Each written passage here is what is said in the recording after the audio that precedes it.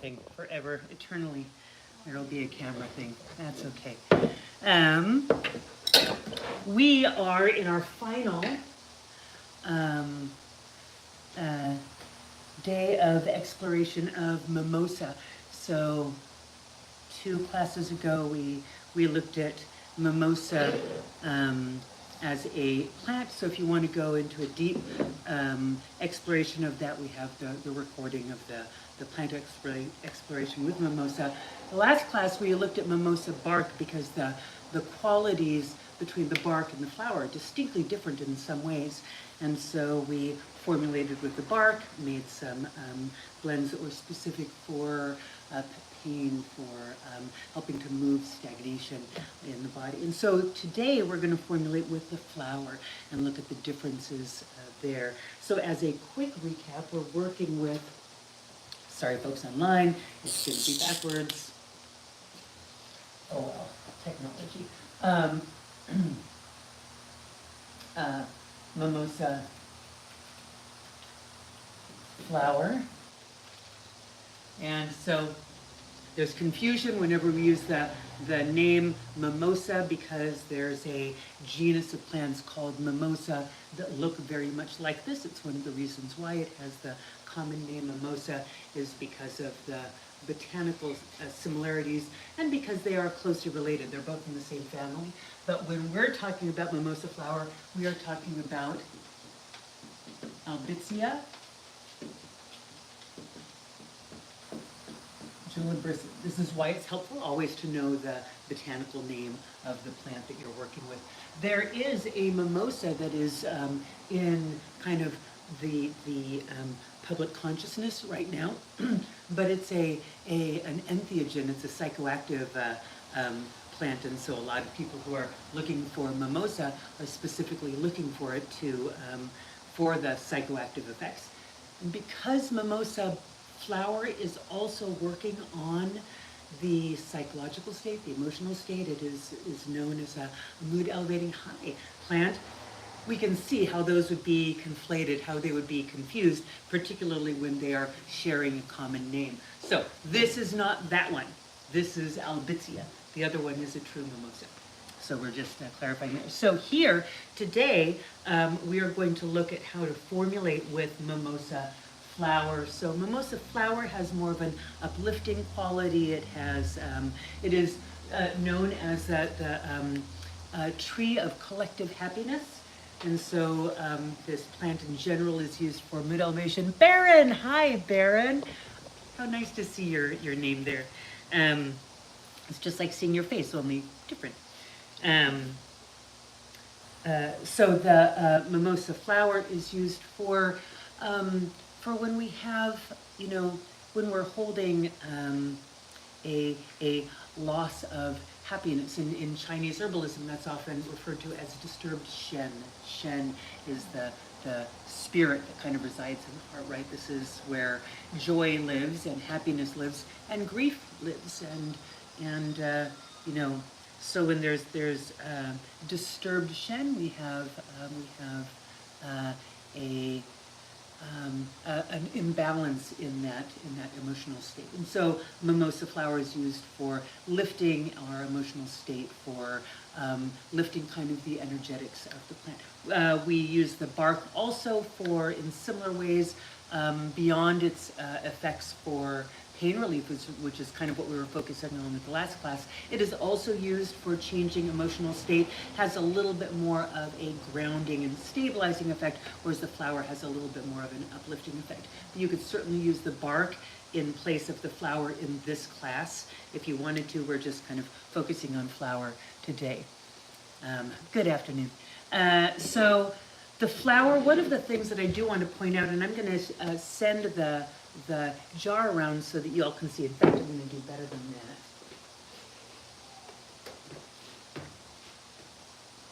Oh, come here. I'm going to take some out because when you're working with mimosa flowers, the flowers are these adorable little pink puffballs.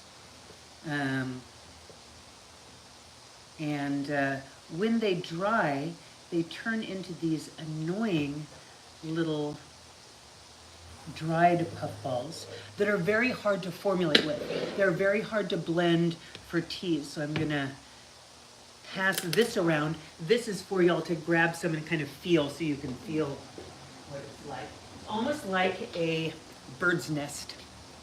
It's this big, so it's got these little pink,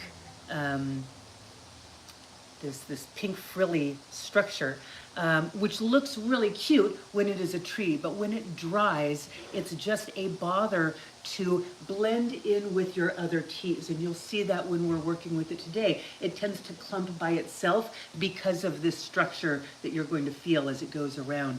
It just wants to clump by itself. So when you're formulating with it, it's just one of the things that you want to take into account. What you can do is you can get some kitchen shears and you can cut through these. If you bring, I'll use just regular scissors just to show you.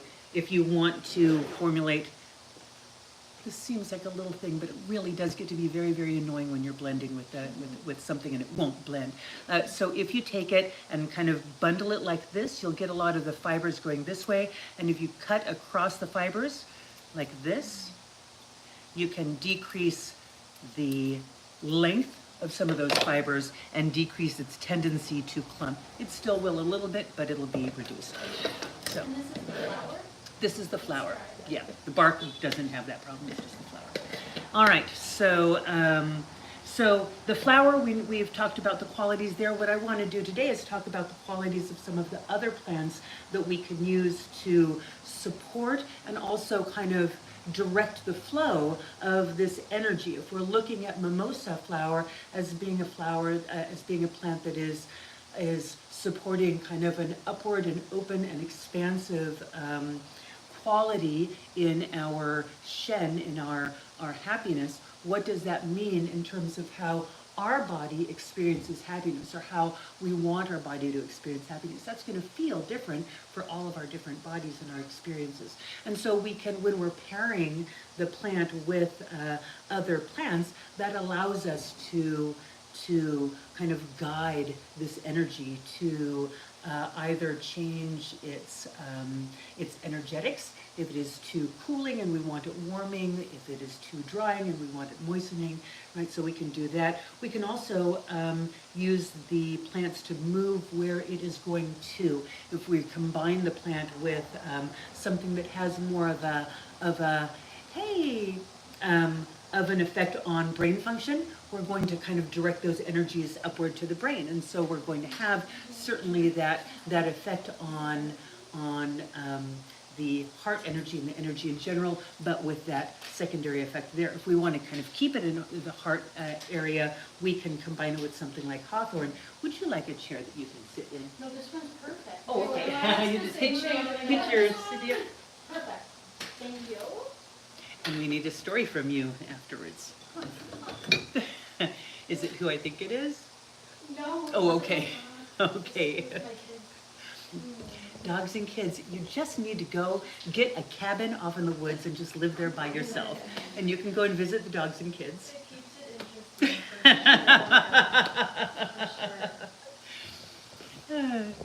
interesting. Let's see. So so this is why we formulate to maybe direct that energy to a different area in the body, or to change those energetics. And then sometimes it's just because we want the flavors or the other qualities of the plants. So I'm going to go through the plants that just kind of yelled out to me this morning that they wanted to kind of come play in this type of an environment. Your job is to kind of figure which of these you would want for your collective happiness tea blend to support your body right now. All right, and then you can blend a tea blend when we're done. Y'all know the drill. Okay, so we've got our mimosa.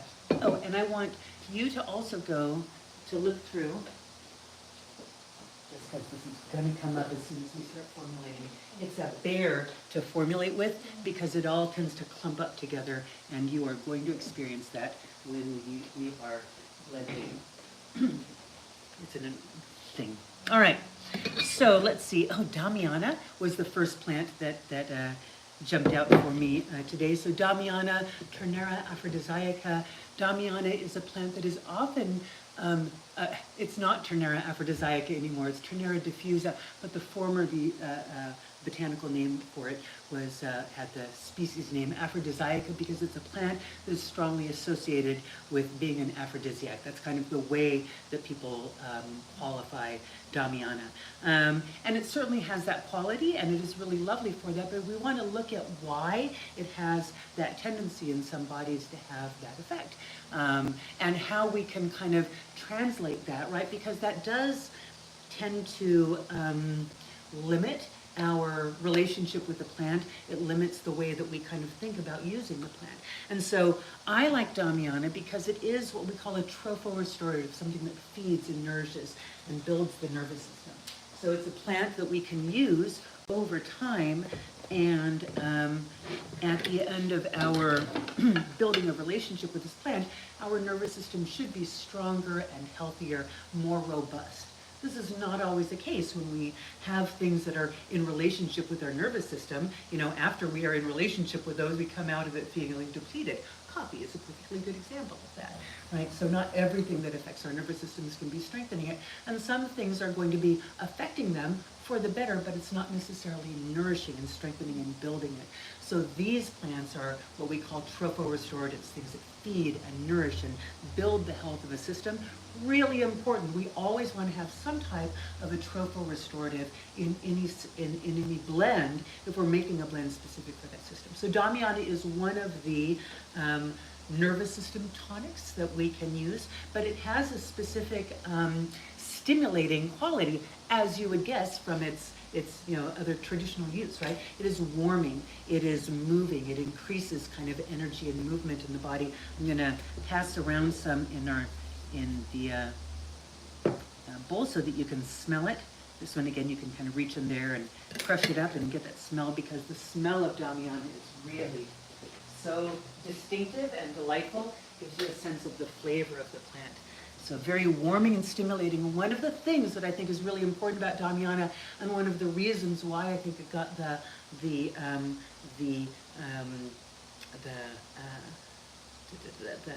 history that it has, is because Damiana is a plant that increases the sensitivity of the peripheral nervous system.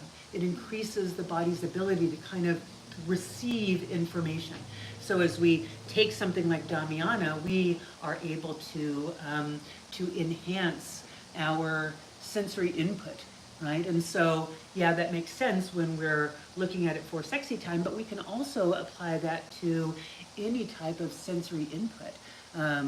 And that's where we can really use Damiana for delight, for just increasing our body's ability to take in information.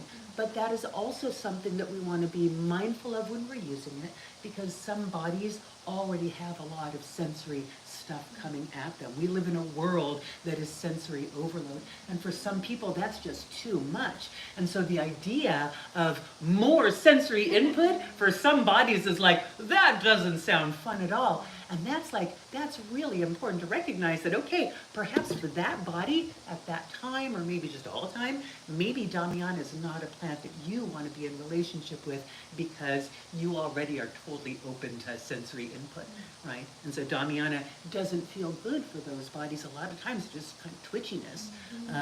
Even though they might read, oh, it's nourishing and building for the nervous system, that is also true. But plant chemistry is complex, and human bodies are complex, and that relationship is complex, and we want to look at all of this. So, something that's really important to think about with Damiana. Yes? What about for like neuropathy? Can be very, very nice for that, because it is increasing, right, circulation in much the same way that rosemary would. So here's one of the things about Damiana. It is lovely. I love the fragrance of it. I love the activity of it. It is a bit much for me because I am one of those people who tends to be just kind of barraged by sensory input. But sometimes that's really fun, right? You can overload yourself and say, yeah, I'm going to overload myself and I'm just going to have fun with that. And then you have to go recover for a couple of days. Yeah.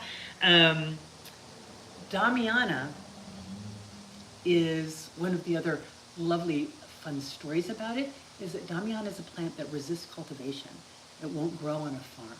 You can't, there's actually one farm that I've heard of now for Damiana, and this, I have a feeling that it's just a farm because they kind of went in and like put like, Caged off. yeah, caged off and said, there, now it's a farm.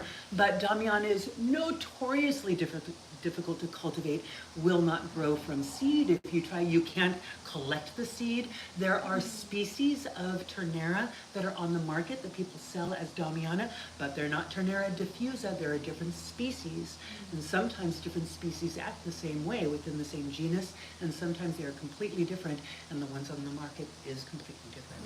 And so Damiana is a plant that we can't just use abundantly without there being a significant impact on Damiana in the world, because you can't just put in another 500 acres of Damiana. So for neuropathy, yes, and also would we maybe want to use something like rosemary, which is so abundant, and we'll do much the same thing, right? We're looking at increasing that circulation flow to the periphery to help with things like neuropathy. Yeah, I would use rosemary just because of its abundance, but their energetics are very similar.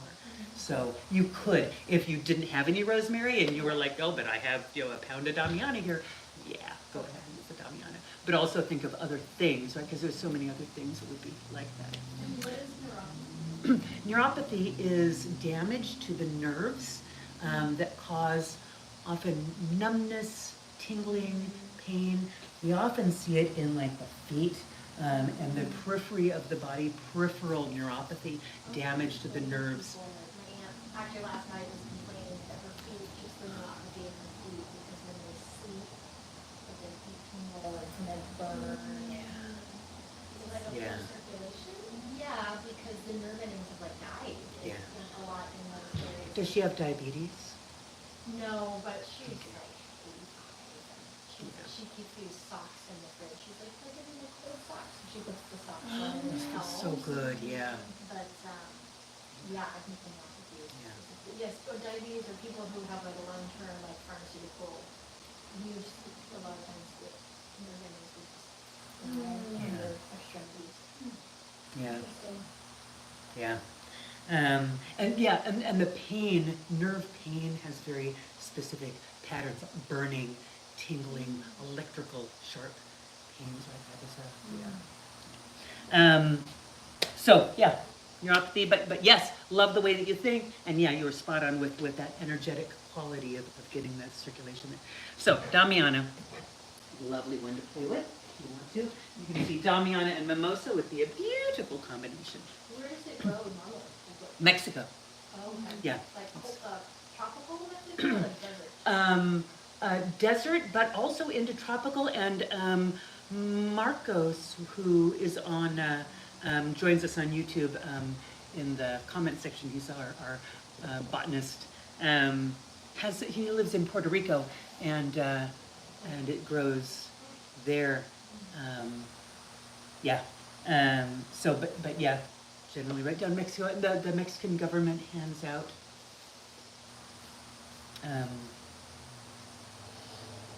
licenses to harvest and limits harvest in that way. There are, of course, going to always be people who will poach it, who will go in and just harvest it irrespective of that. So we want to be also really mindful of where and how we buy Damiana, because there will be unethical sourcing of a plant that limited. And anything that has to do with sex is always just so heavily focused on, and people are like, oh, I just have to have that plant. Well, you don't actually have to have that plant. Okay, so that's Damiana. Let's see, the next plant here is linden. So linden, kind of the opposite quality of Damiana, but so lovely. Linden is a plant from European traditions. There's some linden that crush and smell. I have so many of the plants are just sensory happy making. Linden has a smell of honey and a taste of honey. It's just a really beautiful, beautiful delicious plant. Very cooling and moistening to the body. Cooling and moistening are the energetic qualities of linden, and it has an affinity for the heart. So it's a very good when we are experiencing panic, anxiety, depression. Again, kind of having that disturbed Shen quality that also mimosa has, but with more of a calming and cooling, energetic pattern, whereas the mimosa has a little bit more of an uplifting pattern. So linden is a really nice combination with mimosa for that. The flavor is really beautiful, the feeling is really beautiful, and oftentimes that the moistening quality of linden, I think, is one of the really lovely qualities for those of us who tend to be kind of dried out and inflamed. Hey, Ren, where can I find wild linden? Like East Coast Europe, those areas, not Southern California. Linden isn't a plant that likes our region. So I know that in the spring, there's always the time of the year when the East Coasters and European folks are all, oh, the linden trees are blooming, and they're all going off about how they're going to be harvesting linden blossoms and making all these beautiful things. It's kind of like they do that when violets bloom, and they do that when, so many things that are just these delicate ephemeral things that never show up on our coast. They're always like, oh, look at us. So I do hear about linden. I'm not the person to ask where wild linden grows, because I was like in my 50s before I ever met linden, and it was in Colorado. So, but go. In Colorado, right? Yeah. Up there. Yeah, I remember seeing it. Yeah. Okay, so linden, calming, cooling, moistening, soothing, and just lovely, honey, uplifting. It's really, really, really beautiful, and particularly when we have maybe rapid heart rate, anxiety that's kind of hitting the heart. Blended very nicely with hawthorn. So hawthorn is a plant that we think of for the heart organ, right, the cardiovascular system, but we also use hawthorn for the emotional heart. And the hawthorn is a trochorestorative for the cardiac system, for the heart, for the organ. You're in Pennsylvania for spring. Oh, Ren, I'll bet it's there. I'll bet it is. Ooh, I'm very excited for you. That should be beautiful. And hawthorn too. You'll have all sorts of beautiful plants in that area, I would imagine. So hawthorn is strengthening and building to the heart, and is also very nourishing and supportive for depression, for anxiety, for, again, these kind of disturbed heart energy situations. There's a naturopathic doctor, oh gosh, her name just escaped my brain. She's up in the Pacific Northwest, and she's a Lakota healer and a traditional naturopathic medicine, a naturopathic doctor. She did some really fascinating work with hawthorn for depression. She was one of the first people to really start looking at that deeply in a clinical setting, and published some really fascinating stuff in the late 90s, early 2000s. Really changed the way that a lot of people used hawthorn. So one of the other things that I love about hawthorn is I learned from Commonwealth Herbs. Boy, people's names are just escaping me this morning.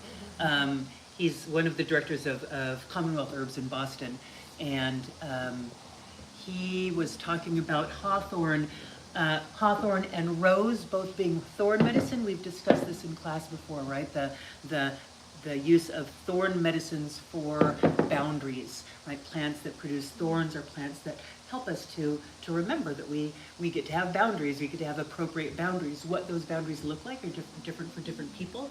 And these two are really lovely boundary medicines in two very different but related ways. They are both members of the rose family, the Rosaceae family. So rose family plants generally have lots of boundary stuff. Chemically, they're tannins, they astringe things, right? They keep things in place, they strengthen boundaries of tissues, and they strengthen boundaries energetically, but also they produce thorns.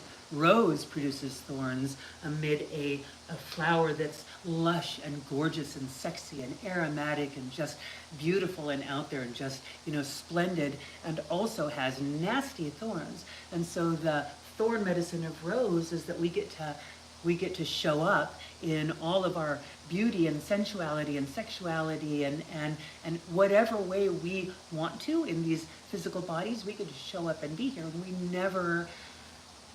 never lose our right to have our boundaries about what we get to do with these bodies. And so that is really powerful and important medicine that some people need to be reminded of a lot. Some people outside of us need to be reminded of that. And so when we need to be kind of standing in that medicine, rose is a really, really lovely medicine to work with. Also calming and cooling and stabilizing and strengthening and euphoric and uplifting and all of that as well. Whereas the hawthorn thorn medicine, hawthorn is a plant of nourishment, right? It's a plant that provides fruits and flowers that are extremely nourishing and supportive and strengthening to our bodies. It's a very important medicine and food for not only humans but all sorts of other animals. But it also has these big, wicked long thorns, really wicked thorns, not the tiny little thorns of rose, but big, nasty thorns. But those, the person whose name I'm forgetting had such a great story about the fact that on North America, there used to roam giant sloths, and giant sloths were vegetarians, and they would go in and just mow down whole big bushes and just destroy an area that was abundant with plants because they needed a large amount of biomass to exist. Well, hawthorn is a plant that possibly developed these big long thorns because it did not want to be eaten whole by giant sloths. And so smaller animals could come in and go between the giant thorns and get to the berries and eat them. If you're a deer, if you're a bear, if you're a smaller animal, absolutely, I have abundant food. Come in and I will feed you. I will take care of you, absolutely. But if you want to come in and eat me whole, if you just want to come in and swallow me, no, you may not do that. Right? And so hawthorn, he was using as medicine for caregivers, for parents, for partners, for healers, for people who want to give care, who want to give support and nourishment and comfort for people, but who don't want to be eaten alive or have all of their limbs broken by the people who need them, right? So appropriate boundaries of I get to also take care of myself, I also get to nourish myself, and then I will get back to y'all, right? So sometimes we need this medicine, and sometimes we need this medicine, and sometimes we need both. So beyond the clinical usage of hawthorn is a lot of deeper medicine that we can also link into. Hi, Terry. Terry, who is the director of Commonwealth Herbs in Boston? Well, the two of them, there's Rin. Katya and Rin. Rin Majura. That's who I learned about the hawthorn thorn medicine from. Rin Majura. Brilliant and beautiful herbalist. He's just wonderful. All right, oat straw. So oat straw as an addendum for this. Oat straw I primarily use as a nutritive plant. It is one of the richest sources of magnesium and calcium, silica, as all grasses are. It's very nourishing. That magnesium is really important for musculoskeletal health, for hundreds of different functions in the body. It is nutritive, it is moistening, it's lovely and calmative. I don't think it's a profound nervine. The way, thank you so much for your help, Terry, I do appreciate it. I don't use oat straw as a nervine the way I do milky oats. I think the chemistry of milky oats versus oat straw is very, very different, and I use them very differently. A lot of people don't agree with me with that, so there are people who use oat straw as a nervine plant. Now, it has a lot of magnesium in it, and magnesium helps to calm the heart and calms the muscles, calms the nervous system. So that nutritive quality of it is absolutely, it has a nervine effect. I just don't think that it's the same. But I do love it for that energetically cooling and calming and moistening and getting those nutrients in there. So many of us are deficient in those minerals, and so having a source of those, that's another thing that I always like to have in a formula. I like to have something that is supportive to the system that we're looking at. We want to come out of that having strengthened the system if at all possible. And the other thing that we want is we want to nourish the system. We want to give things that are nutritive, that are building to the body. And oat straw is just one of those. It's a very neutral flavor, a neutral energetics, but a big, big, big nourishment. And if you do tend to think of it as a really strong nervine, then that's another reason for you to use it. So we have two more plants that we're going to look at. Rosemary, we talked about rosemary a little bit when we were looking at Damiana. So rosemary, energetics, kind of similar to Damiana, warming and stimulating, drying, with an affinity for the brain, right? Rosemary is a cephalic, so an affinity for the brain, an affinity for the circulation also. It's warming, it's going to be kind of stimulating circulation. It has those oleoresins in it. This comes up commonly in our classes. Oleoresins are those kind of sticky resinous compounds in a lot of plants that tend to irritate tissues and give us a feeling of warmth. That's what we find in cayenne and ginger and rosemary, a lot of the warming plants. So the oleoresins in rosemary are very warming and stimulating. They're also very protective to fats. One of the things that I like about rosemary is those rosemary oleoresins really help to stop oxidation of fatty of fats and oils. So we use that in medicine making. If you're making an infused oil, you can add some rosemary to that, or you can even buy the isolated rosemary oleoresins and add that to your oils to extend the shelf life, because it protects those oils against oxidation. But think about the fact that rosemary has an affinity for the brain, and the brain has a high concentration of fats. It's very fat. The qualities of fats are really important for brain health. And so rosemary, with that affinity for the brain, and those oleoresins with protective effects to the brain.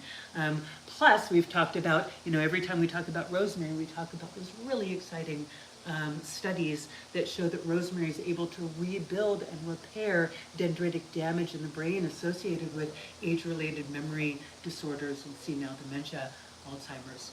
And so rosemary is really lovely if we want to have that kind of quality, if we're wanting to tweak the energetics and quality of the mimosa and move it upward, get that stimulation, that warmth, and kind of bring that brain energy and circulatory energy and warming energy into play. All right? If there's already a lot of heat and dryness and kind of hyper arousal in the body, maybe rosemary might not feel so good for that person. But cold, damp, poor circulation might feel really, really good. And then the final one that I have is orange peel, because I love orange peel. It just look at that. It's just a happy-making little plant. And the scent is lovely, and the fragrance is lovely. So orange peel.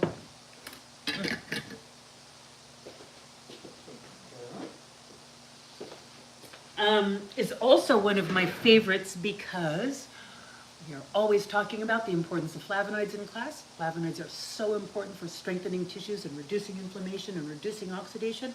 And orange peels, citrus peels, are abundant in flavonoid chemistry. They just have a really high amount of two primary ones, hesperidin and rutin,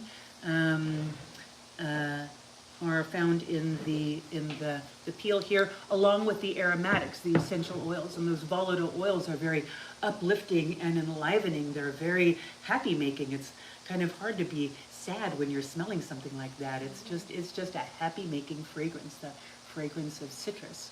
The orange peels are so beautiful. I know, aren't they just wonderful, Baron? They're yeah. I'm just always going to choose to throw those into a blend. And so if you're looking for that, energetic quality, it's going to be really helpful. Terry says when there's a native, Ren, there's a native linden. Oh, you are awesome, Terry. There you go. Tilia americana is wild in New England. There are commercial varieties that have been planted in public spaces in most of New England. There you go. So we can take them. So those are the plants that wanted to come along for the ride today. And so if we think about formulation with these, you can take, we have 1, 2, 3, 4, 5, 6, 7, 8 plants. And we can go a lot of different ways with these blends if we wanted to. So one of the qualities that we talked about in the first class that I really have been playing with is the use of mimosa flowers for insomnia that is associated with emotional upheaval, right? If you can't sleep, but it's not because your muscles are too tight or because you're agitated, you're too stimulated, it's because of this emotional overwhelm. Your body has just been dealing with a lot of feelings, and that is just impacting your ability to sleep. Mimosa flowers, really nice for sleep blends with that particular quality, right? We can modify sleep blends for that. Insomnia has many different causes. But that can often be one. And so if we were to make a blend for insomnia using just the herbs here, we could combine the mimosa flower and linden and oat straw with that, the mineral content is calming, relaxing, and soothing to the muscles. I would throw in maybe one more something that we don't have here to calm things down a little bit more. Some other, what would be a good one to add to that? Ashwagandha, lemon balm, nice, yeah. What about like nutmeg? Nutmeg. So nutmeg is really interesting. They use nutmeg a lot in Ayurvedic medicine for insomnia. We see that, and they use quite a large amount. Nutmeg is one of the plants that we tend to, in this culture, we have these stories around nutmeg being, oh, it's going to be psychoactive. You can like get really, you can cause a lot of you can get stoned if you have a little bit of nutmeg, and you can really cause a lot of neurological damage with large amounts of it. And I think that has been overstated. I think that you definitely want to be cautious of it.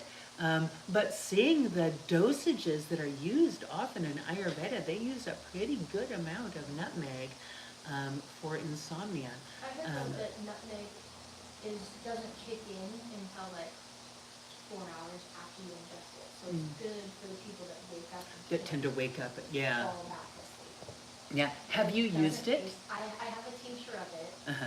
and it does not taste good. Yeah, I would imagine, especially with a tincture, you would be like really concentrating. Yeah. It's one But of those. sometimes for the kids, I'll make them like a steamed milk at night and grate a whole bunch of nutmeg in there.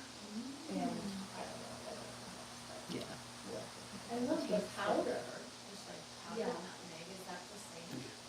Nutmeg is an herb that breaks down really, really rapidly. The volatile oils are really volatile, and so it is best to grate it fresh. So optimally, when you have the nutmeg powder, Oftentimes by the time you open it up and are using it, it's just not, I mean, it works, you can taste it, but the difference between, you can buy nutmegs whole and you can buy just little graters. They're actually super cute and it's really easy. It's a very soft nut to grate. And so nutmeg graters traditionally they have a lid on the top that you can keep your nut in, and then you just open up the lid and take it out. You go and grate it, and then you put it back in there, and now you have freshly grated nutmeg powder, and that is good.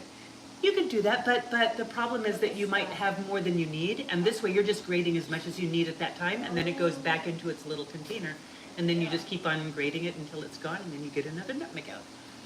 Yeah, it's a very nice way to use it. Yeah, it is said to be. It's said to be. But it's not Yeah. that strong, right? It's said to be.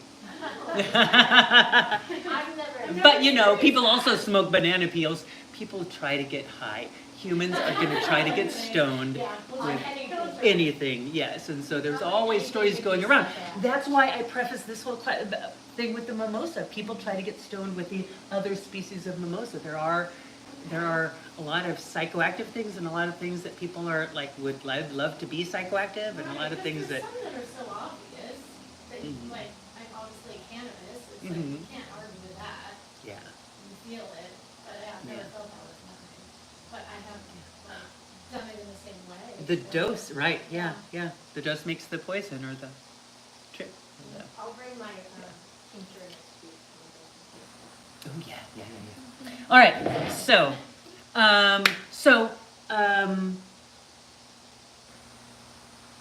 you have ideas for formulas for yourself, for blends. I am going to get y'all. Oh, we've been using up all of the bowls for the.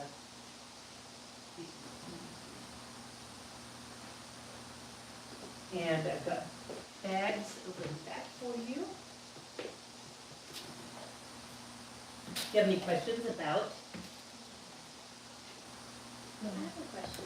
Yes. So you know when you're looking at magnesium supplements and there's like several different types of magnesium? Yes. So when we're looking at the herb, Yes. like oat straw, Mm-hmm. magnesium, is it like a specific type of magnesium? Yeah. So when you see magnesium in a supplement form, it always needs to be in a form that is stable. It needs to be in a form that is a stable form. And so that is going to generally be, the optimal forms are what are called, and this is for any mineral, you have a mineral. So the minerals, in order to be absorbed through the intestinal tract, they need to be ionized, right? And so the ionization of a mineral happens when it is bound to an acid, right? And so that's why the standard ionization would happen with hydrochloric acid, right? When you're taking it as a supplement form, it's often chelated, it's bound to some type of an acid that is going to enhance its absorption. So sometimes that's an amino acid, an unnamed amino acid, and it just says an amino acid chelate. That's one of the poorest, the lowest level ones. You'll see magnesium amino acid chelate. Yeah, okay, it's better than a magnesium oxide, which is a non-chelated form. It's stable, but it's really poorly absorbed because it's not bound to an acid, right? And so magnesium oxide is a form that you'll often see in like milk of magnesia, has magnesium oxide in it, because it's just going to go right through you. We don't need it to be absorbed and moved into an area. We need it to stay in the gut and draw moisture to itself and allow you to poop. So that's the magnesium oxide form. So yeah, they're going to be bound to something. Sometimes that's like glycine, which allows it to move kind of more to the nervous system and the brain. Taurine, you can bind them to all sorts of different things. Some things allow them to go into the muscle. When you're talking about it though, the magnesium in the plant, that doesn't need to be stable. It's stable in the plant itself. When we get it out of the plant, it's going to change, right? When we get it out of the plant into water, now we have magnesium in a solution, and that we want to stabilize it. We want to pull it out into a solution and make it something that's going to be really well absorbed. That's one of the reasons why we like to add some acid to the water when we're making something like oat straw or any mineral-rich plant. If you take lemon juice or a lime or something, you squeeze some lemon into your water and then you throw your oat straw in there, now you're getting it extracted into there. Now there's that citric acid that is in the lemon juice. And now you're going to have a magnesium citrate. The citric acid is going to bind to and ionize the magnesium as it comes out of that oat straw. It's going to be grabbed onto. Now it's magnesium citrate, really high absorption magnesium. You're going to get really good absorption there. If you didn't have that magnesium citrate, it would be looking for something else to bind to. If you did green tea and oat straw as a blend, you would have a lot of tannins that it would have extracted with the green tea, and you would have magnesium tannate, because the magnesium would be looking to grab onto something, and tannins are grabby. We always talk about that. Tannins grab onto stuff, and that magnesium tannate is now a molecule that you can't absorb because the tannins are really big and heavy and they latched onto it, and now you're just going to poop that magnesium out. You don't even get it being a laxative. It's just worthless. It's unstable. So we want to be sure to grab onto to enhance that extraction of those minerals, to make them into a form. As soon as we pull them out of solution, we want them in a form that's going to be readily absorbed. So would orange peel? Orange peel doesn't have a lot of acid in it. It has flavonoids and it has the volatile oils, but the acid is in the flesh of the plant, in the flesh of the fruit. But you could use hibiscus. And that's Right. acidic? You could use, and yeah, hibiscus is very acidic, right? Yeah. You could use rose hips. Rose hips are also really, really good, right? So really any plants that are, lemongrass has a little bit, it's not a whole lot, but it's better than the orange peel, right? So things that are sour, or just like squeeze the lemon into it. Or would you put like the oat straw into your vinegar? You can also, vinegar is really good. Vinegar is acetic acid and malic acid. If you're using apple cider vinegar, you're getting magnesium acetate and magnesium malate, two very, very highly absorbable forms of magnesium. Put that right in your vinegar bottle and Yeah. let it sit there. Yep. Now, put it into a jar, pour vinegar over that. If you heat the vinegar and pour it over, and let it sit overnight, it's pretty much done by the next day. It extracts really well and pretty rapidly, so you don't have to wait like a month for it. And you have magnesium Yeah. vinegar.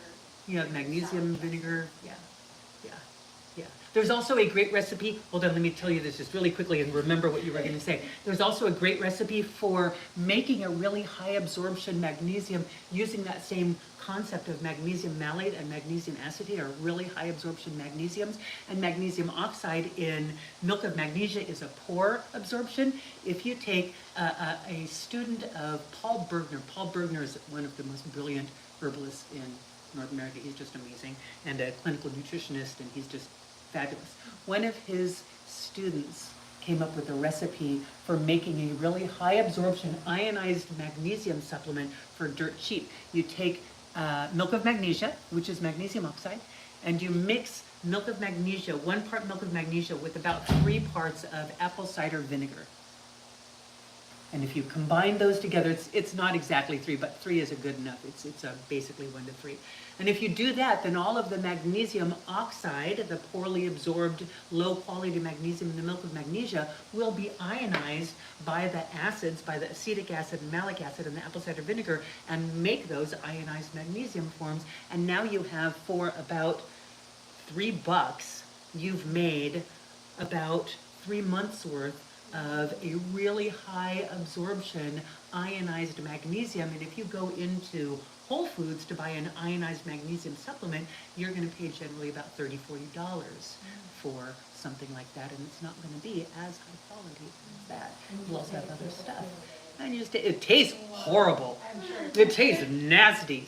But yeah, you take a teaspoon. A teaspoon has about 120 milligrams of elemental magnesium in it, which, because it's so highly absorbable because of the effective ionization, that is really about all the magnesium you need in that. But if you dilute it into water and add some lemon juice, it's drinkable.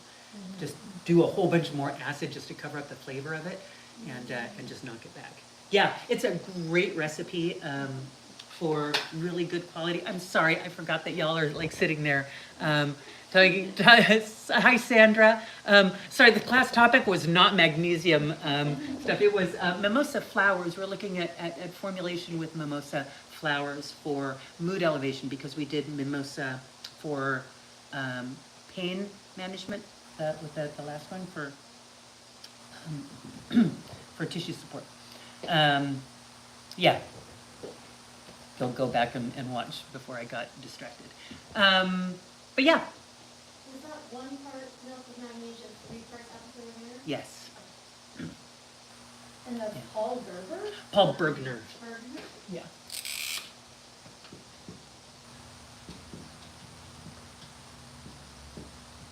Yeah. I'm gonna try it and see how gross it is. Yeah. It's all you need. It's and if you go to now, you do need to look at the ingredients in the milk of magnesia. I found that the least ingredients was the CVS Pharmacy had one that was just the CVS Pharmacy brand, and it was unflavored, and it was magnesium oxide and water, and I think some potassium sorbate, which was food grade preservative. Yeah, and they made a mint one also and a cherry one. Be careful that you don't get that because that would be really, really vile. Yeah, it's already bad enough. That's going to make it even worse. Cherry flavored. Yeah, cherry flavored vinegar. Yeah, laxative. Give it to your children. All right. So, so Sandra, we were using the dried flour. Which looks like this. It's not the really cute pink fresh flowers. That's what it looks like when it dries. It's not nearly as cute, but none of us are as cute when we're all dried out. Okay, so here are bowls for y'all to formulate in. Why don't you put the mimosa like in a blender so it breaks it down a little bit better, or does that help? It breaks down too much in the blender. I really so I was showing folks what I do like to do is I cut it with kitchen shears.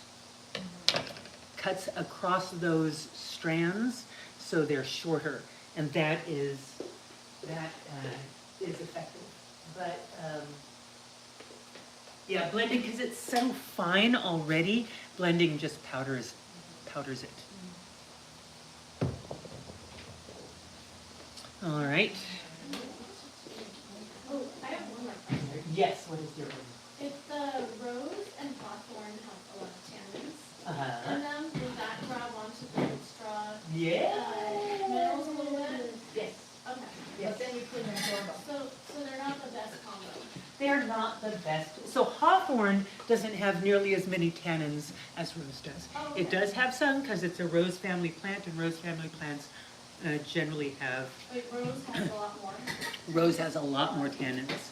A lot more tannins. Hawthorn, especially hawthorn in the leaf and flower, what we mostly have are other flavonoids. It really concentrates other flavonoids. That's why we use hawthorn, because those other flavonoids, because tannins are too big, they can't do anything systemically in the body. They're just always along the gastrointestinal tract, on the skin. They're so big. Tannins can? Tannins, yeah. They can't do anything in the body? They can't do anything in the body. They do it. They bind a tissue that they come in contact with, so they can go through the gastrointestinal tract, and they can be on the skin. But we can't take tannins and have an effect like in our tissue in the body, because tannins specifically are just too big to be absorbed and go in. Other flavonoids have smaller sizes, and they're readily absorbed, and they strengthen tissues. So of the flavonoids, the tannins are the flavonoids that are too big to be absorbed. And that's why they're so problematic, why they're so grabby, because whenever they grab onto something, they're too big to be absorbed. They're going to grab it and walk away. They're going to grab it and stop things from happening. Yeah. So we're just kind of, if you did rose and oat straw, the oat straw wouldn't be as nutritive because it just doesn't have a chance. That's right. That's right. And you might want the energetic. Now, it's not going to be 100%, right? At some point, the tannins will have bound with as much of the minerals as they're going to bind with, and there's an abundance of minerals there. So you will get some, but it's not as much as you thought it was. Right. You can modify that by changing the acidity and throwing something that is a little bit more acid in there. But. Do you think we should cut for this one? I don't have kitchen shears, and you don't want to You don't use wanna use these them, because those are dirty. We cut her at home. We want to. So yeah, you can just go in with your hands. Okay.